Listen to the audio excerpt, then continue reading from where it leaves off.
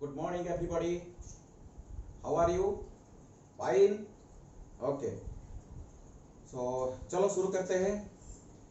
ये मेरा 6th video on magnetic effects of electric current. इससे पहले मैं 5 वीडियो यूट्यूब में अपलोड कर चुका हूँ related to this chapter. Please go through them sequentially.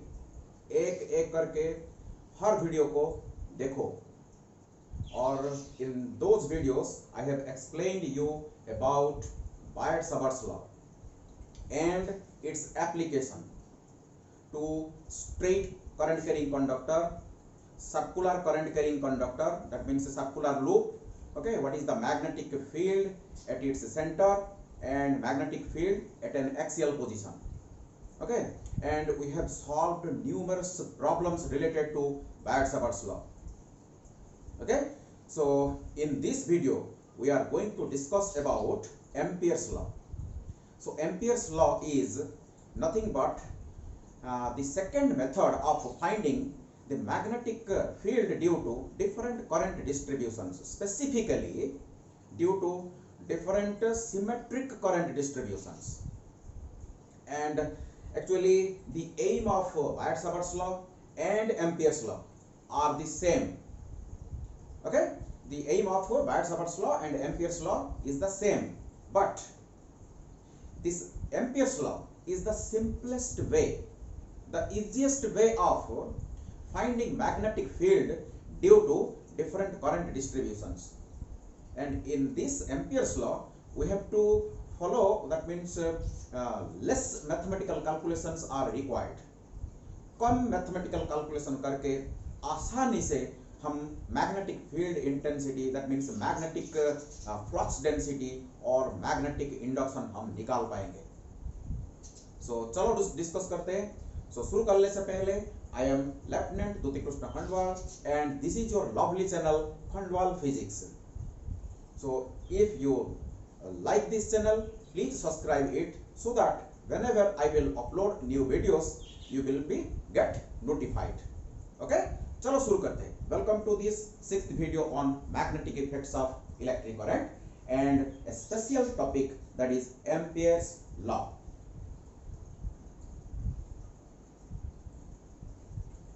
So I have given already heading Ampere's law.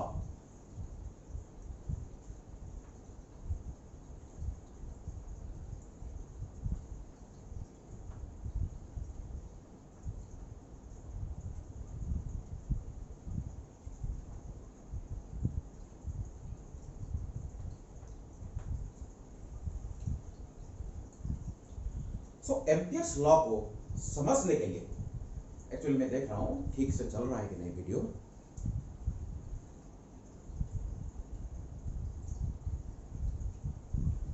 Okay, ठीक है. तो एम्पियर्स लॉ को समझने के लिए इससे पहले हमको कुछ कन्वेंशन के बारे में हमको समझना पड़ेगा. So let us discuss about the convention. So suppose there are number of current carrying wires. Suppose this is a current carrying wire in which current is flowing from inside to outside. Circle dot का मतलब है current अंदर से बाहर की तरफ जा रहा है and the wire is perpendicular to this board. Okay, so and cross circle, its meaning is that the wire is perpendicular to the board but the current is moving, that means current is flowing from outside to inside. Clear? Suppose there are so many currents. So this is another current and this is another current carrying conductor. This is another current carrying conductor. This is another current carrying conductor. There are so many currents. Okay, all the wires are perpendicular to this board. For instance, I have considered. Clear? And arbitrarily, okay, एक मैं loop consider करूंगा. that must be a planar loop. that must be a planar loop. पहले हमको क्या करना पड़ेगा, एक loop consider करना पड़ेगा. ओके, एक्चुअली अभी मैं आर्बिट्ररी लूप को चूज किया, लेकिन आगे जब सिमेट्रिक करंट डिस्ट्रीब्यूशंस हम डिस्कशन करेंगे सो लूप का साइज क्या होना चाहिए इसके बारे में हम आगे डिस्कशन करेंगे। ओके, कहीं तो सर्कुलर होगा, कहीं तो रेक्टेंगुलर होगा, ओके, कुछ भी हो सकता है इसका, लेकिन ये प्लानार होना चाहिए, एक प्लेन में होना चाहिए। ये जो लूप एक प्लेन में होना चाहिए। और इसके बाद एक डायरेक्शन हमको चूज करना पड़ेगा, इधर क्लॉकवाइज डायरेक्शन और एंटी क्लॉकवाइज डायरेक्शन हमको एरो लगाना पड़ेगा। सपोज हम यहां पर क्या करेंगे, एरो लगाएंगे। देखो इस डायरेक्शन में मैं एरो लगा रहा हूं, एंटी क्लॉकवाइज डायरेक्शन में मैं एरो लगा रहा हूं। आपको ऐसे लगाना पड़ेगा। आप क्लॉकवाइज भी ले सकते हो, आप एंटी क्लॉकवाइज भी ले सकते हो, कोई प्रॉब्लम नहीं। और इसके बाद हम क्या करेंगे, कन्वेंशन चूज करेंगे। कन्वेंशन, हमारा कन्वेंशन क्या होगा, देखो जिस डायरेक्शन में ये एरो घूम रहा है, हम क्या करेंगे, हमारा राइट हैंड का जो फिंगर्स, राइट हैंड का फिंगर्स को हम क्या करेंगे, उसी एरो के डायरेक्शन में कर्ल करेंगे। तो ये थंब का डायरेक्शन हमारा पॉजिटिव साइड होगा। तो आप देखो, मैं अगर फिंगर्स को कर्ल कर रहा हूं तो थंब मेरा इस तरफ हो रहा है, बोर्ड की इस तरफ। तो ये लूप का इस तरफ हमारा पॉजिटिव है और पिछले साइड हमारा नेगेटिव होगा। Clear? And the current that are flowing towards the positive side will be treated as positive, and the current that are flowing towards the negative side will be treated as negative. So यहां से आप देख के मेरे को बताओ, suppose ये मेरा I1 करंट है, सपोज ये I2 करंट है, ये सपोज I3 करंट, ये सपोज I4 करंट, ये I5 करंट, ये I6 करंट, ये I7 current.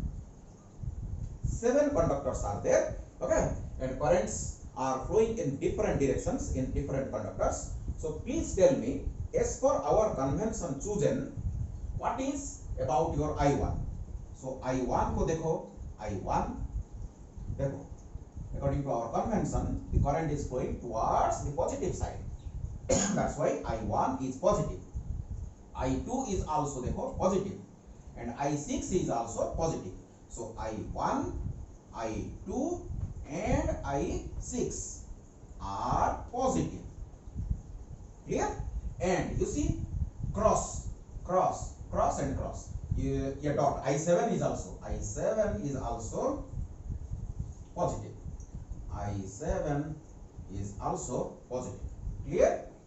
I7 is also positive. देखो, it is also going towards the positive side.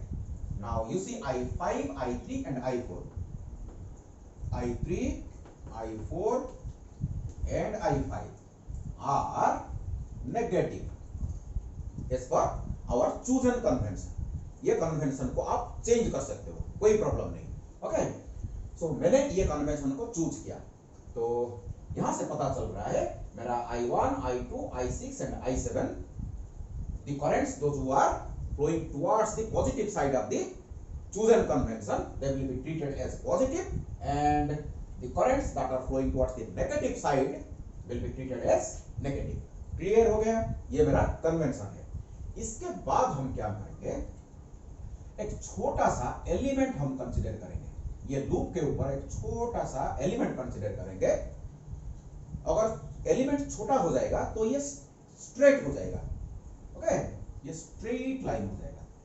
ठीक है, तो इसका लेंथ को हम क्या करेंगे, डीएल रखेंगे, डीएल नाम रखेंगे, और ये जो एरो का डायरेक्शन, ये डीएल वेक्टर का डायरेक्शन होगा। इसको वेक्टोरियली हम रिप्रेजेंट करेंगे। सपोज ये पॉइंट में ये जो एलिमेंट है इधर, suppose the resultant magnetic field due to all the currents that are within so also outside the loop will be B, let it be B, and suppose this is the direction. This B is the resultant magnetic field due to all the current carrying conductors that are within and outside the loop. Okay, and suppose this is the angle between your DL vector and resultant magnetic vector. Then we will define a physical quantity, that is B dot dl, B dot dl. Okay, and we will integrate over the whole loop, integrate over the closed loop. ये जो physical quantity, इसको हम नाम रखेंगे circulation. This is called your circulation. This is called your circulation, और it is also called line integral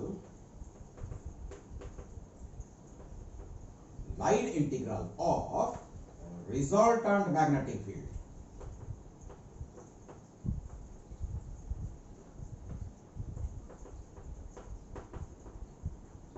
Over a closed loop.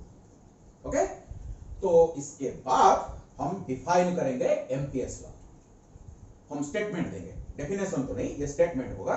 So Ampere's law का हम statement अभी स्टेटमेंट देंगे, स्टेट करेंगे. So according to amperes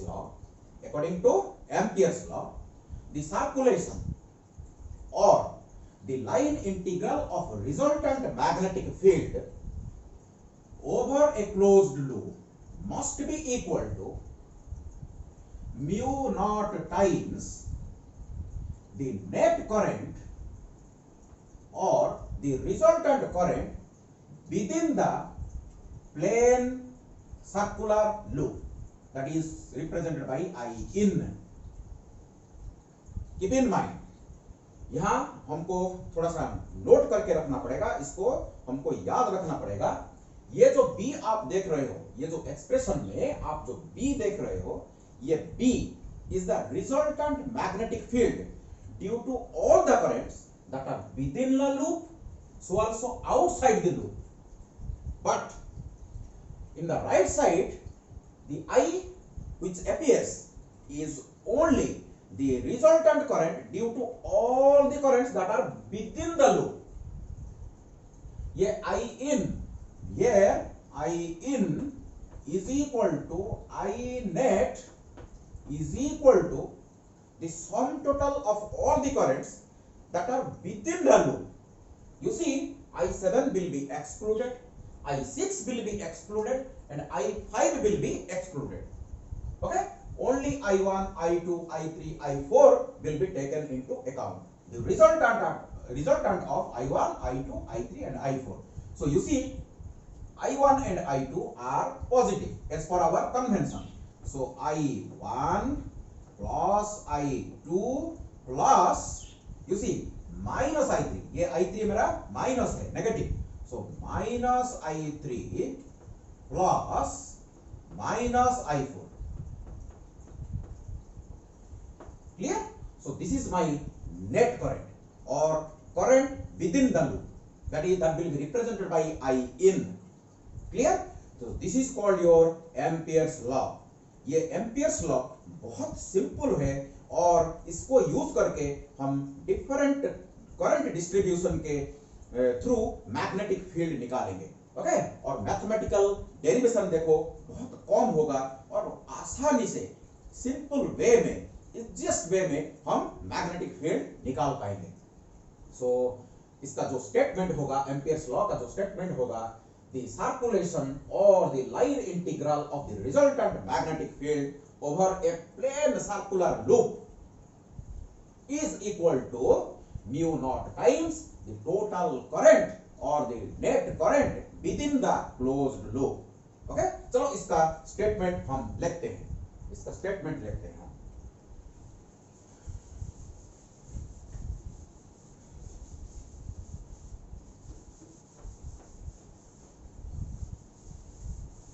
statement है, तो इधर लिखते हैं statement.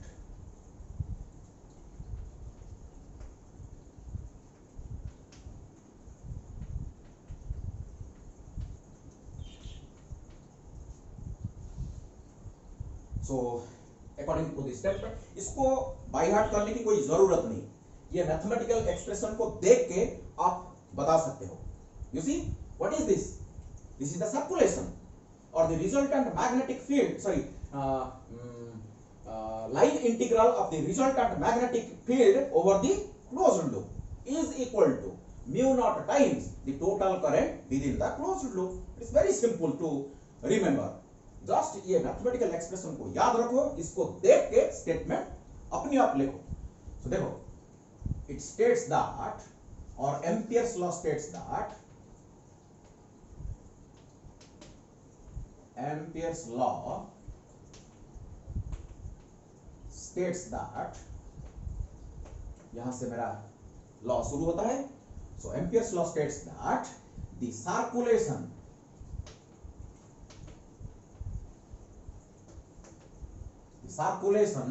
that is integral over B dot dl, this is your circulation, okay, of the resultant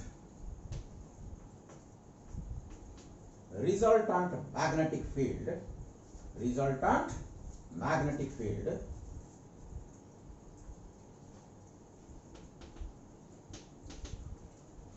along a closed path,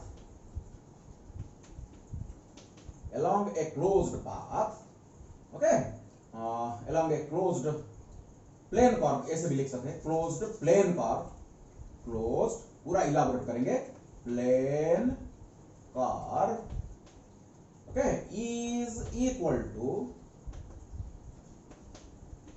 mu naught times, देखो mu naught times the total current crossing the area bounded by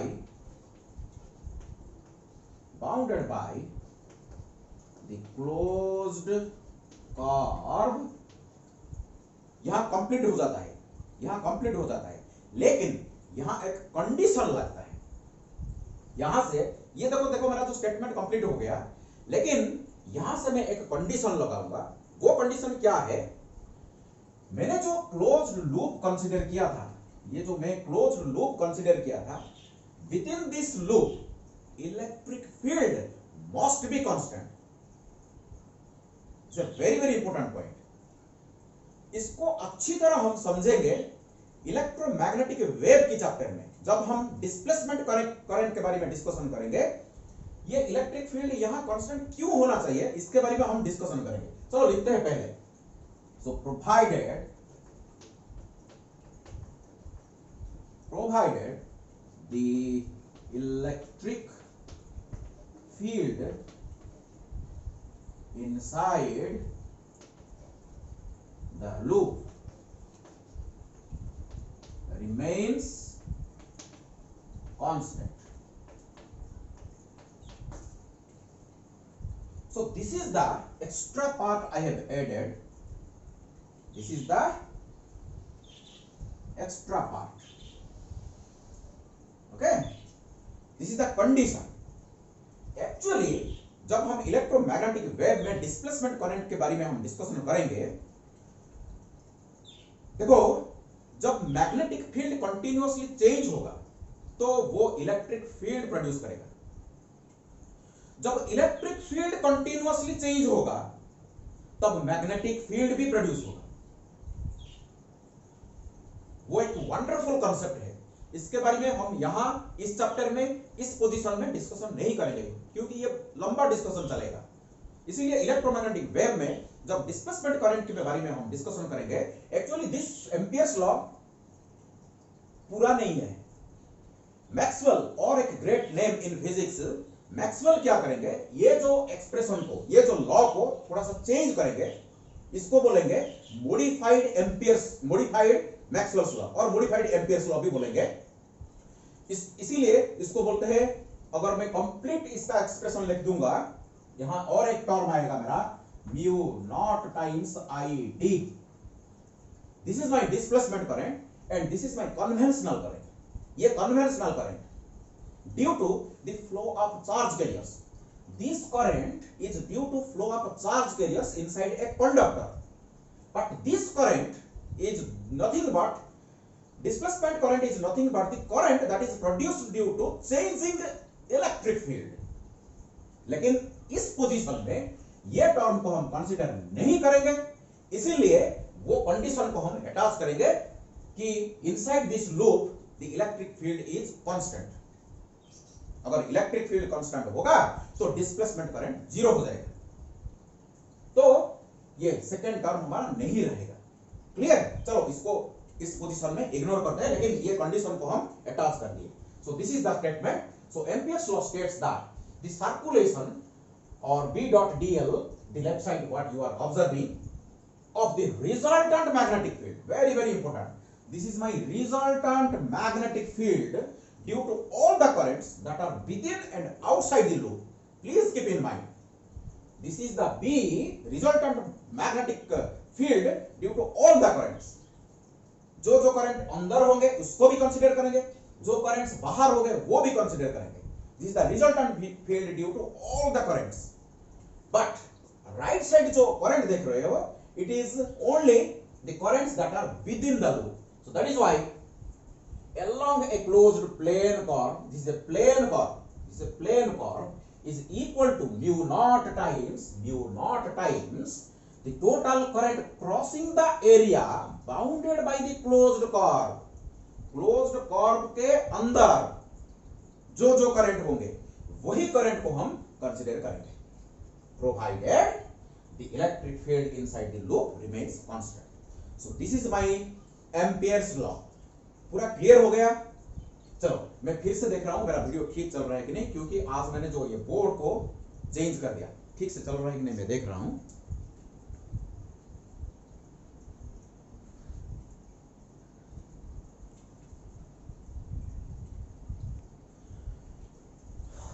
okay चलो तब तो ठीक लग रहा है। अभी देखते हैं। So this is the statement. चलो इधर लिख के रखते हैं। सो इंटीग्रेशन यहां लिखते हैं, integration over the closed loop B dot dl is equal to mu naught times I in। So this is the mathematical form of the Ampere's law. ये मेरा एम्पियर्स लॉ है। चलो इसका एप्लीकेशन अभी पढ़ेंगे, हम इसका एप्लीकेशन पढ़ेंगे। एम्पियर्स लॉ का एप्लीकेशन के बारे में हम डिस्कशन करेंगे। सो एप्लीकेशन,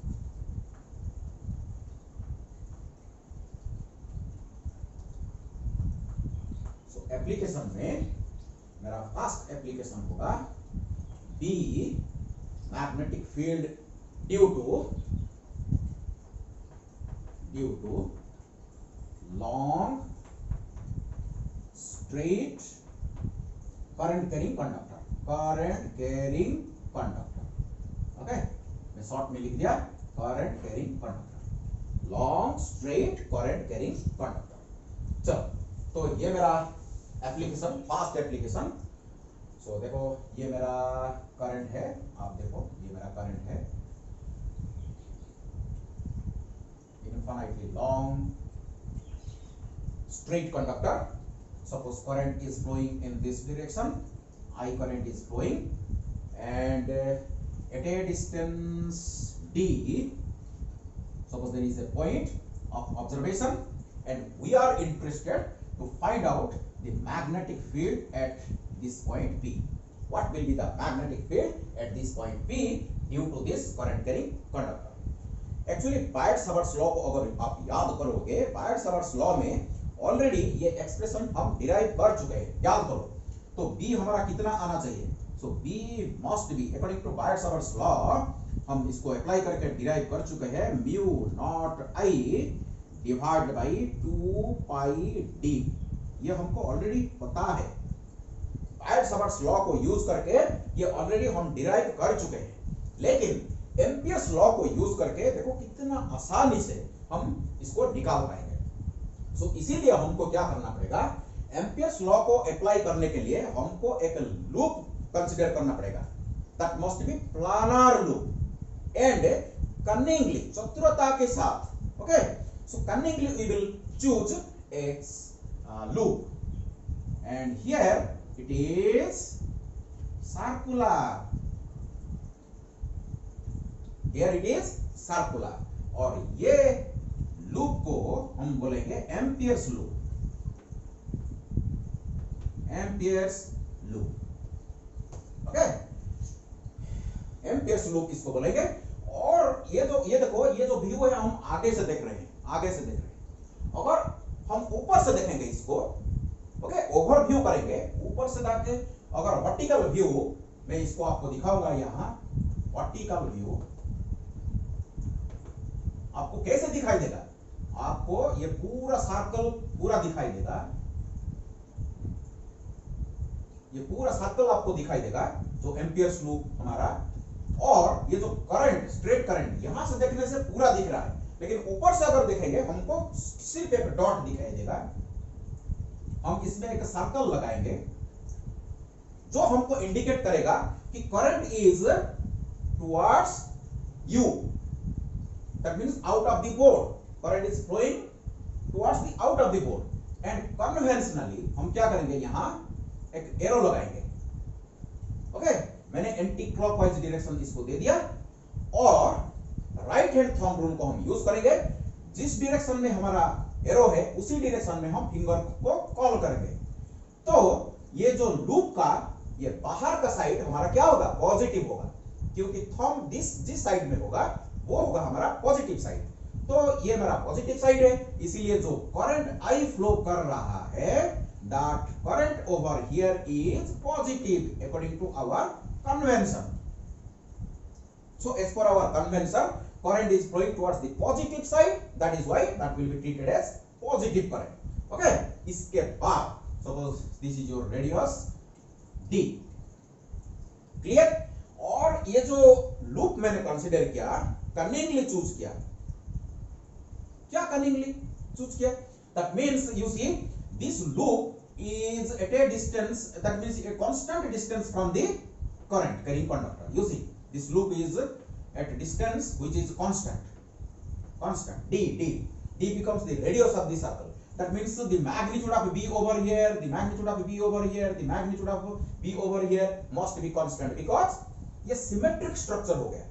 सो सिमेट्रिकल अगर इसको एज्यूम करोगे, अगर थिंक करोगे, तो on this loop the magnitude of b is constant and it is tangential. Palm rule को अगर हम यूज करेंगे, करंट देखो जिस डायरेक्शन में फ्लो हो रहा है उसी डायरेक्शन में हम थंब रखेंगे, पाम का डायरेक्शन हमको क्या देगा, मैग्नेटिक फील्ड का डायरेक्शन देगा, तो टांजेंशियल होगा। तो यहां मेरा टांजेंशियल, यहां भी देखो टांजेंशियल, यहां भी देखो टांजेंशियल, यहां भी देखो टांजेंशियल। सो b का डायरेक्शन टांजेंशियल होगा। और मैं क्या करूंगा, यहां एक छोटा सा एलिमेंट कंसीडर करूंगा।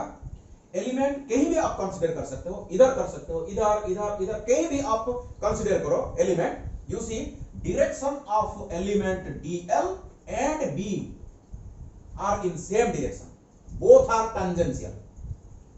dl vector and b vector both are tangential, that is why theta over here is equal to 0 degree, theta is equal to 0 degree। तो अभी हम क्या करेंगे, ये जो एम्पियर्स लॉ को यूज करेंगे। So according to Ampere's law, according to Ampere's law, according to Ampere's law, integration over the closed loop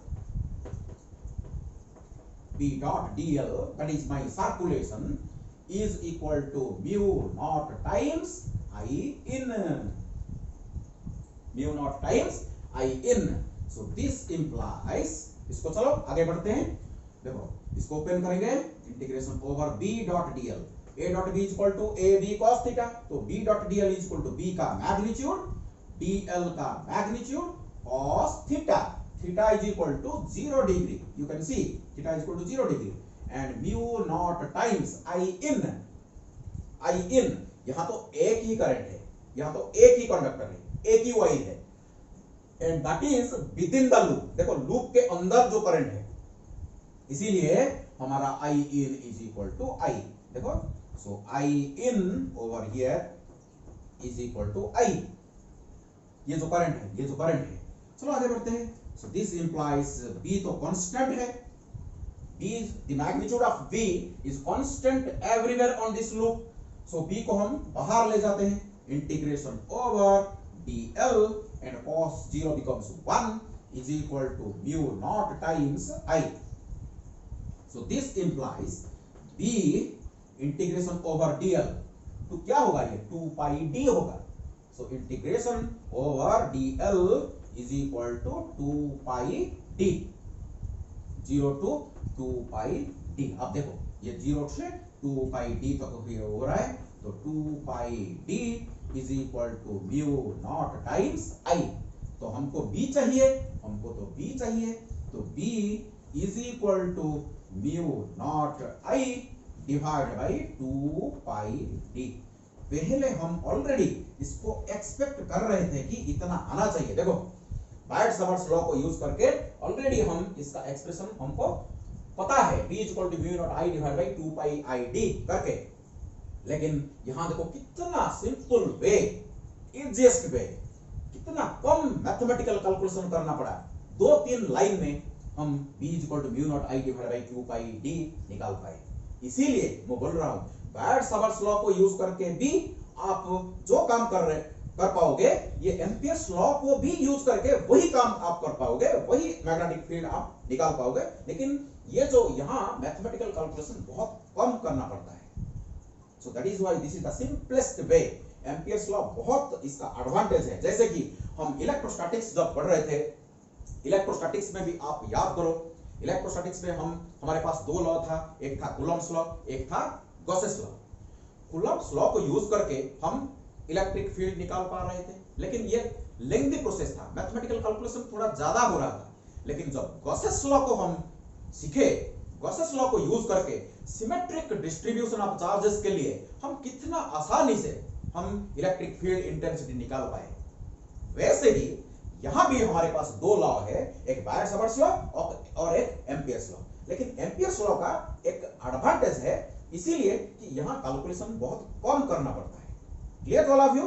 this is the situation. Okay, so clear to all of you? फिर से मैं देख रहा हूं video कैसे चल रहा है.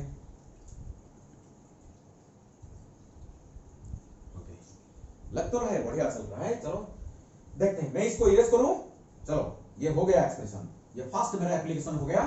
इसके बाद हम डिस्कशन करेंगे सेकंड एक्सप्रेशन के लिए. सेकंड एप्लीकेशन देखो, मेरा second expression solenoid.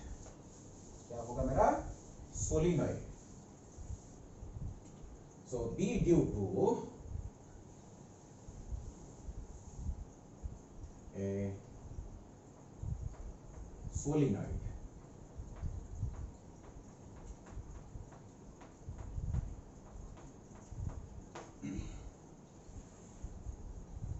Solenoid.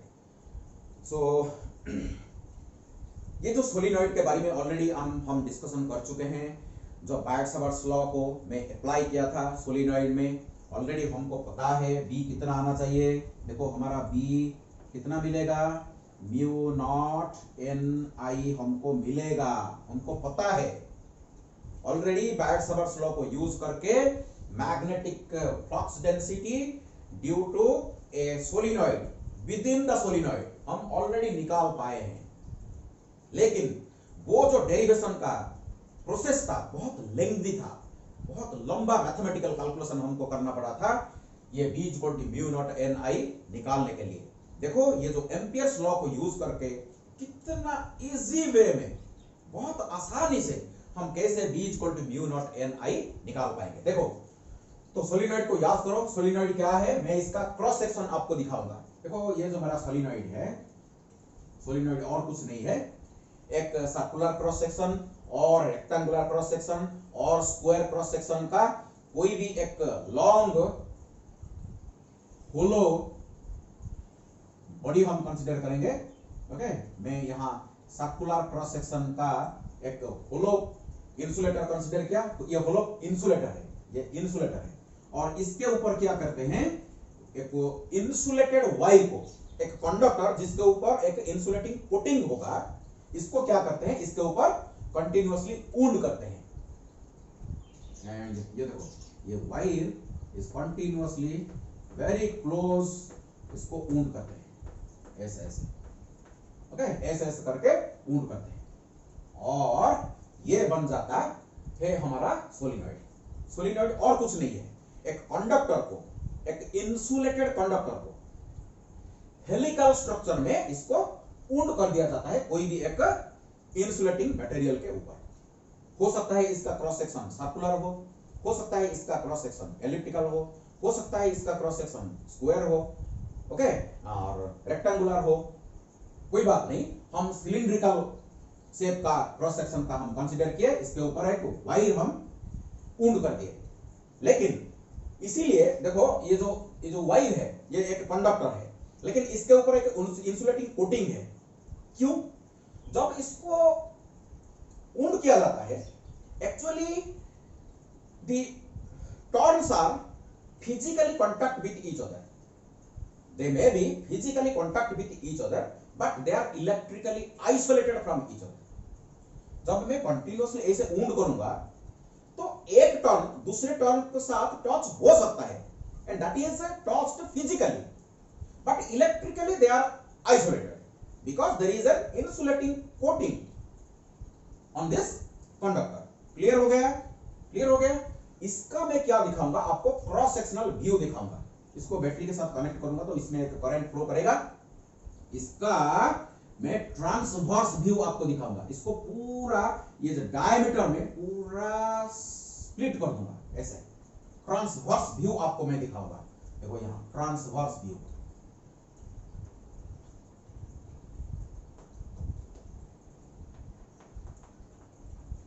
Transverse view तो आपको कैसे दिखाई देगा, ये आपको ऐसे दिखाई देगा। मैं थोड़ा सा मैग्नीफाई करके इसको दिखाऊंगा।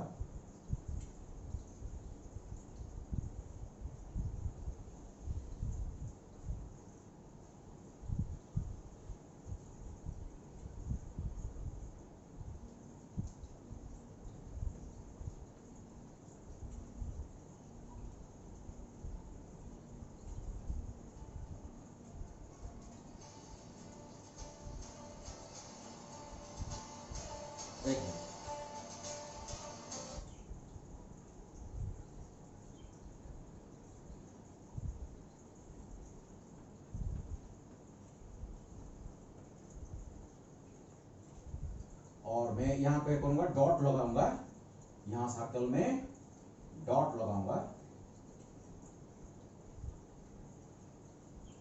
और यहां क्रॉस लगाऊंगा।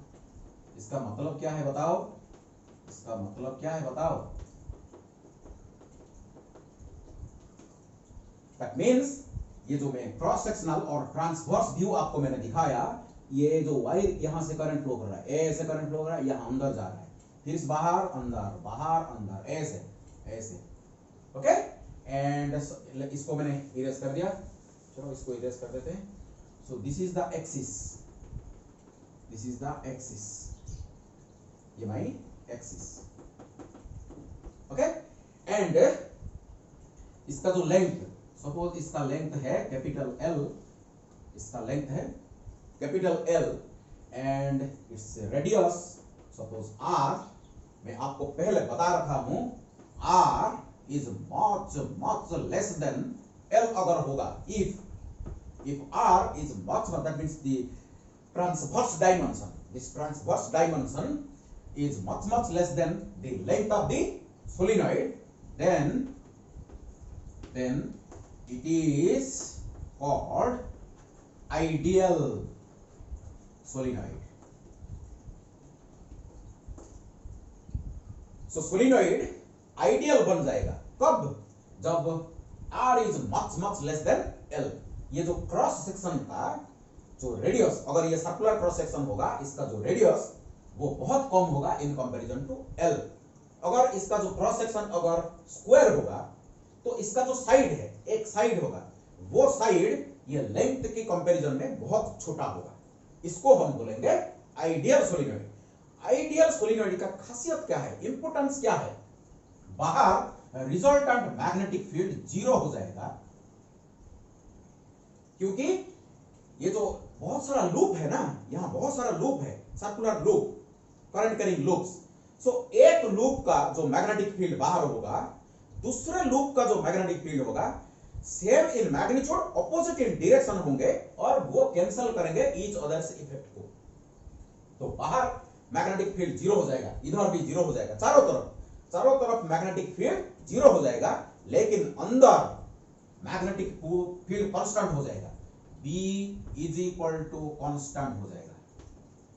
That means there will be a uniform magnetic field inside the solenoid. ये आइडियल सोलेनॉइड का इंपॉर्टेंस है। The magnetic field inside the solenoid is constant and it is strong, so but outside the solenoid it is zero. Clear? इसको याद रखो। चलो, तो हमको क्या करना पड़ेगा, कोई भी एक पॉइंट, देखो यहाँ एक पॉइंट है, B तो कांस्टेंट है, यूनिफॉर्म मैग्नेटिक फील्ड है, तो कोई भी एक पॉइंट कंसीडर करो। यहाँ मेरे को B चाहिए, यहाँ कितना B होना चाहिए? देखो हमको पहले से पता है ये म्यू नॉट Ni आएगा, ये आंसर हमको पता है, राइट-सावर्स लॉ का यूज करके हम निकाल चुके हैं ऑलरेडी। लेकिन यहाँ एम्पियर्स लॉ को यूज करके कैसे इसको हम निकालेंगे, चलो देखते हैं। तो मैं इसको थोड़ा सा हटाता हूं। मैं क्या करूंगा, यहां एक रेक्टेंगल कंसीडर करूंगा। मैं पहले से आपको बता रखा हूं, as for my convenience I will choose the Ampere's law. Convenience को हम देखेंगे और generally theta is equal to 0 होगा और theta is equal to 90 degree होगा तो बहुत आसान होगा। Theta is equal to arbitrary होगा तो बहुत थोड़ा सा प्रॉब्लम होगा। इसीलिए हम क्या करते हैं, एम्पियर्स सिमेट्रिक जो करंट डिस्ट्रीब्यूशन, इसको हम यूज करते हैं एम्पियर्स लॉ को। थीटा 0 होता है और थीटा 90 होता है, तो ये मेरा हो गया Ampere's law. Okay, suppose its length is small l, clear. So इस ब्रेड्थ सपोज हो गया W, इसकी ब्रेड्थ सपोज W। ओके, बाहर तो आपको पता है B is equal to 0, inside suppose B है, B का वैल्यू हमको निकालना है। नाम रखते हैं ये P, इसको Q, इसको R, इसको S। इसके बाद क्या करना पड़ेगा, लूप कंसीडर करने के बाद हमको क्लॉकवाइज या एंटी क्लॉकवाइज एक पाथ चूज करना पड़ेगा। चलो हम एंटी क्लॉकवाइज पाथ चूज करते हैं, एंटी क्लॉकवाइज पाथ चूज करते हैं। ओके, तो अभी according to Ampere's law,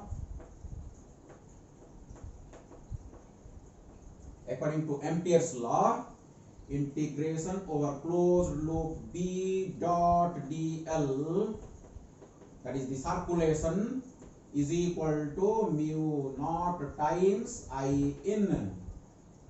ये हमारा लॉ है, देखो ये मेरा लॉ है।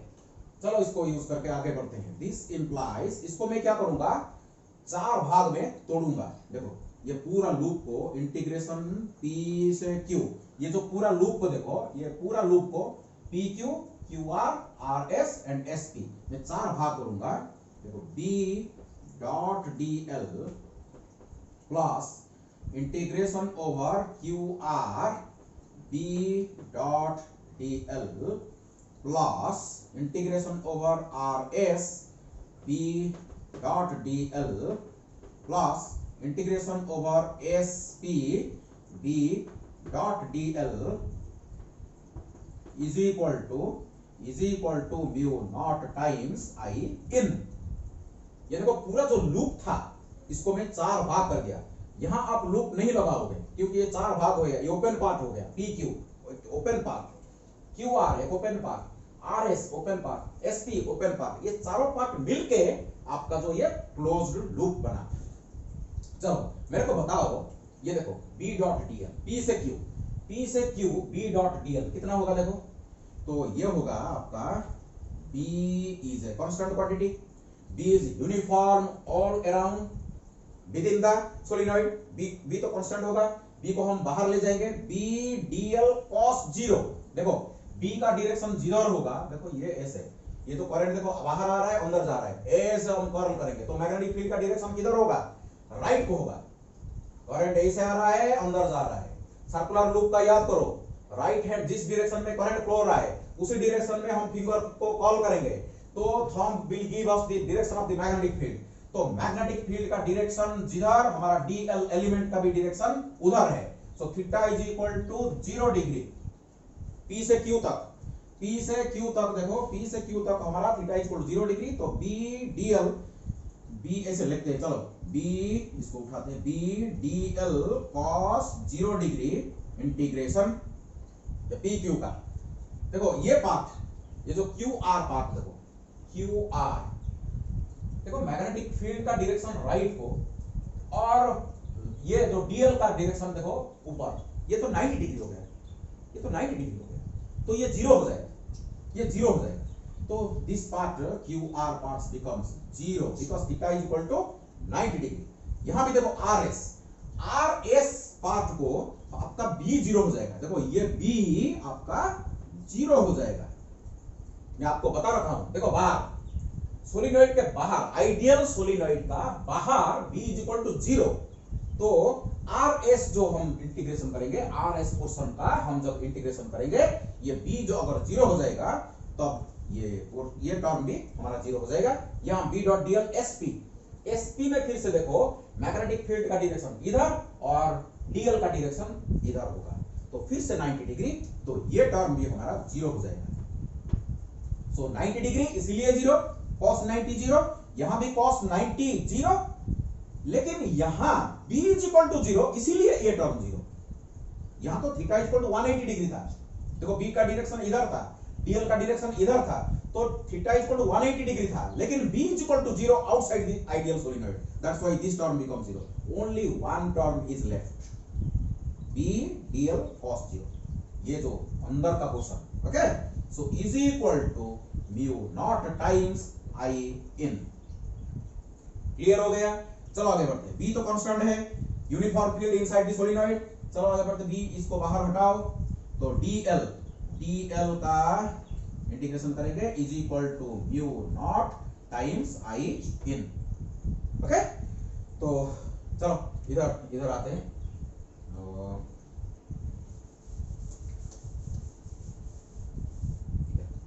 तो B तो कांस्टेंट है, चलो आगे बढ़ते हैं। B into DL, integration DL कितना होगा? ये जो पूरा लेंथ है, ये पूरा लेंथ कितना है हमारा? L है, is equal to mu naught I in. अभी हमको I इन निकालना पड़ेगा। So if n, small n is the number of turns for unit length,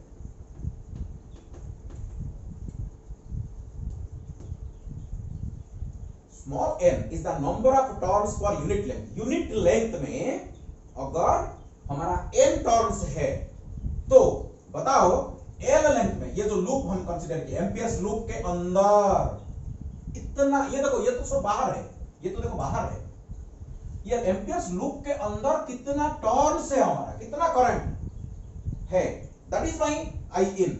सो कितना टर्न होगा?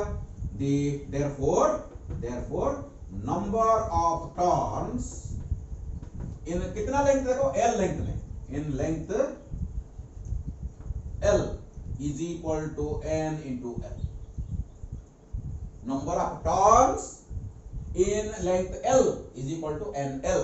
this is the number of turns for unit length multiplied by the length of the loop। okay, so बताओ I net कितना होगा, I in कितना होगा? एक loop में कितना करंट फ्लो हो रहा है? I करंट फ्लो हो रहा है, so I is the current flowing in the conductor। तो एक लूप में अगर I करंट फ्लो हो रहा है तो NL लूप में कितना करंट फ्लो होगा? तो NLI इतना करंट होगा। so this is my I in। चलो इधर थोड़ा सा इरेज करते हैं।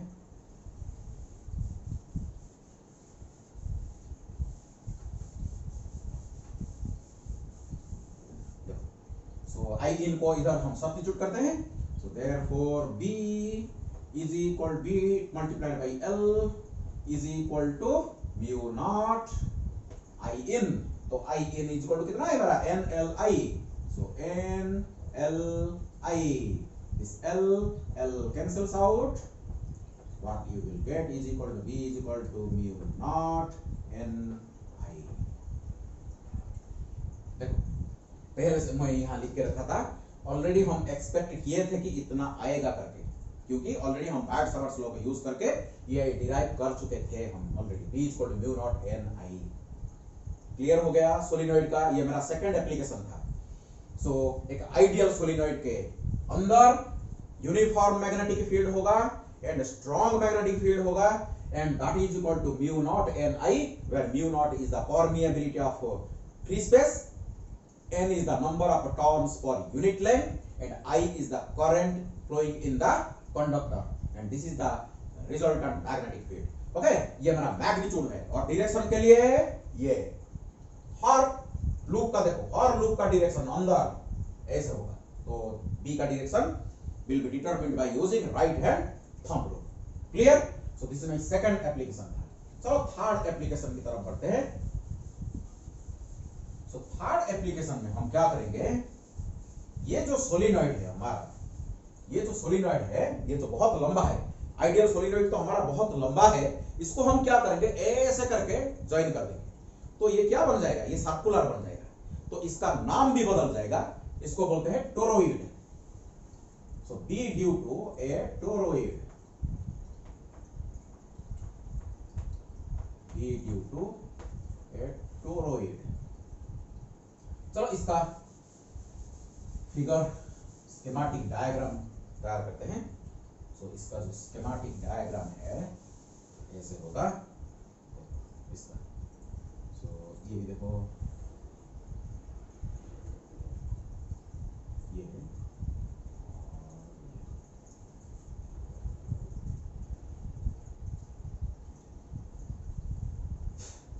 ये जो हम खेलते हैं रिंग बॉल, हम खेलते हैं जो इंसुलेटर है, रिंग बॉल खेलते हैं ना, उस टाइप का। इसके ऊपर वाइर को क्या करते हैं, कंटिन्यूअसली ऊन कर लेते हैं। ओके, तो बन जाता है हमारा टोरोइड। और इसमें जो अंदर मैग्नेटिक फील्ड बहुत स्ट्रॉन्ग होगा और बाहर मैग्नेटिक फील्ड हमारा जीरो होगा। तो चलो इसको क्या करते हैं, ऐसे दिखाते हैं। क्रॉस सेक्शनल व्यू में आपको दिखा रहा हूँ, ट्रांसवर्स व्यू, डायरेक्टली मैं इसका क्रॉस सेक्शनल व्यू दिखा रहा हूं आपको।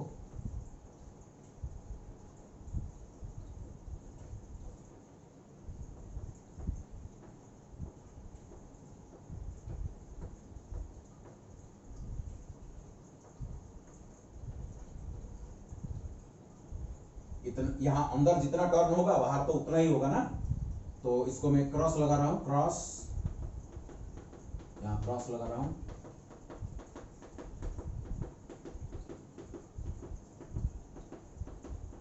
यहाँ डॉट लगा, डॉट का मतलब है करंट बाहर, क्रॉस का मतलब करंट अंदर।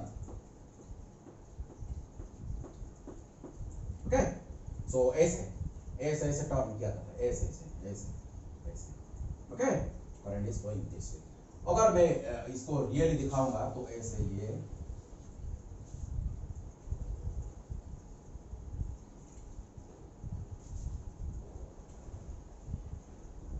तो ये ऐसे,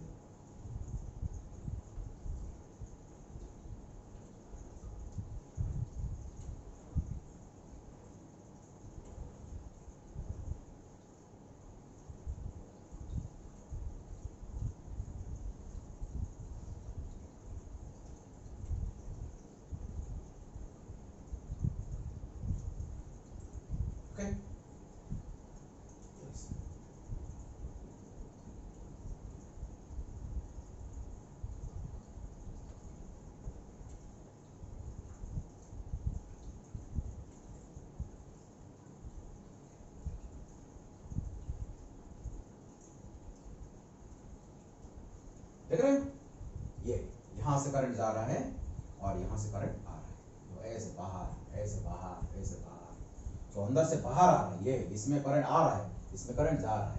ओके, ये this is my transverse view.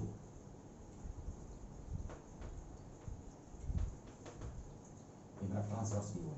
तो सपोज इसका एक r डिस्टेंस में हम एक पॉइंट कंसीडर करेंगे, r लो और d लो, कोई बात नहीं, आई आर भी ले सकते हो कोई, यहां मैं क्या करूंगा, मेरा एम्पियर्स लूप कंसीडर करूंगा। ये मेरा एम्पियर्स लूप है, ये मेरा एम्पियर्स लूप है। और मैं क्या करूंगा, यहां एक छोटा सा एलिमेंट कंसीडर करूंगा, ये मेरा होगा dl, एंड मैग्नेटिक फील्ड का भी डायरेक्शन इधर टेंजेंशियल ही होगा। So again theta is equal to 0 degree. So मैं क्या करूंगा, फिर से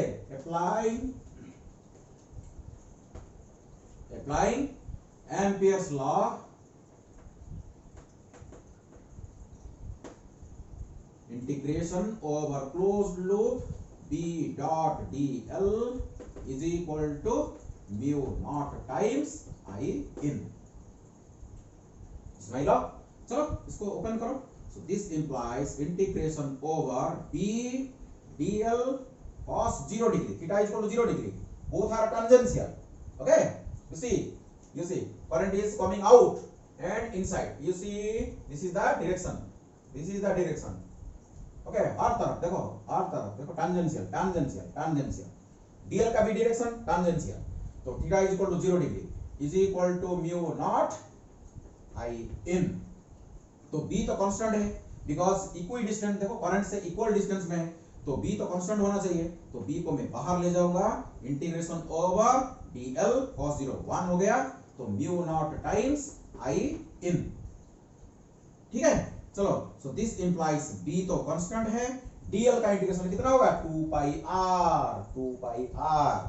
सो multiplied by 2 pi r is equal to mu naught times i in. तो मेरे को चाहिए i इन, बताओ कोई बता सकता है मेरे को i in? If capital N, not small n, capital N is the total number of turns in the toroid, then I in is equal to Ni होगा। एक टर्न में कितना करंट, I करंट, एक टर्न में I current flow हो रहा है, एक टर्न में I करंट। तो n टर्न में देखो, ये जो एम्पियर्स लूप के अंदर पूरा जितने टर्न्स है, सब टर्न एम्पियर्स लूप के अंदर है। All the turns, that means total n turns are within the amperes loop। इसीलिए मैं हर टर्न को कंसीडर करूंगा। So n multiplied by I is the net current और I in, इसको मैं सब्स्टिट्यूट करूंगा इधर। चलो सब्स्टिट्यूट करते हैं। तो B times 2 pi R is equal to mu naught I in is equal to Ni. So this implies B is equal to mu naught Ni divided by 2 pi R. So this is my final expression. हो गया third application का। This the application, कोई भी toroid के अंदर जो uniform magnetic field होगा, that will be equal to mu naught Ni divided by 2 pi R. Permeability of free space, total number of turns, and I is the current in one turn, that means current in the conductor, and 2 pi R. R is the radius. Okay, अगर हम ऐसे भी लिख सकते हैं is equal to mu naught Ni भी हम इधर भी लिख सकते हैं, अगर n by 2 pi R is equal to n, if n divided by 2 pi R is equal to n is the number of turns per unit length। इसको ऐसे भी हम लिख सकते हैं। Okay, so this completes 3 applications of Ampere's law. कितना आसानी से, देखो बहुत कम मैथमेटिकल कैलकुलेशन करना पड़ता है इधर, इसीलिए एम्पियर्स लॉ का बैड-सवर्ट्स लॉ से थोड़ा सा एडवांटेज रहता है, जैसे कि हमारा कूलम्ब्स लॉ से हमारा गॉसेस लॉ का एडवांटेज रहता है। इजी मेथड में, ओके, शॉर्टकट मेथड में हम मैग्नेटिक फील्ड निकाल पाते हैं। Okay, so this is all about your Ampere's law and its application. Ampere's law and its application.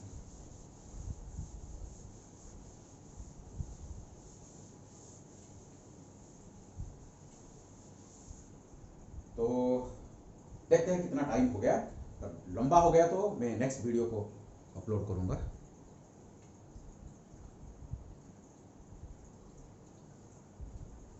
तो देखो टाइम 1 घंटा हो गया। मैं मेरा नेक्स्ट वीडियो में इसके रिलेटेड ये एम्पियर्स लॉ को यूज करके कुछ प्रॉब्लम्स में न्यूमेरिकल प्रॉब्लम्स सॉल्व करूंगा। सो इस वीडियो को स्टार्टिंग से एंड तक अच्छी तरह इसको देखो, समझो, और जो डाउट है मेरे को कमेंट में लिखो, मैं नेक्स्ट वीडियो में आपको आंसर करूंगा। Thank you all, God bless you, keep safe, okay, stay away from corona virus. Thank you all.